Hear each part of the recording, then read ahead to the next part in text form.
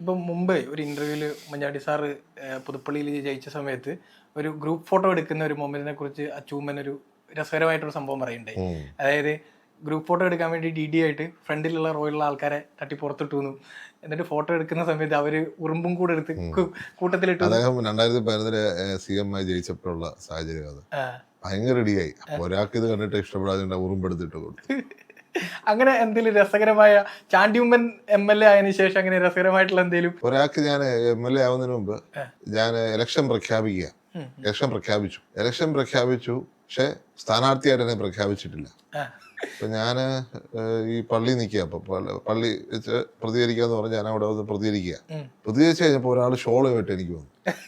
ഞാൻ പറഞ്ഞു കൈ ഉണ്ട്, കാരണം ഞാൻ സ്ഥാനാർത്ഥിയല്ലല്ലോ, പാർട്ടി തീരുമാനിക്കുക ഞാൻ സ്ഥാനാർത്ഥിയല്ല, ഞാൻ കൈ ഉണ്ട്, ഇങ്ങനെ തട്ടിമാറ്റി. അതോടെ വലിയ വിവാദമായി.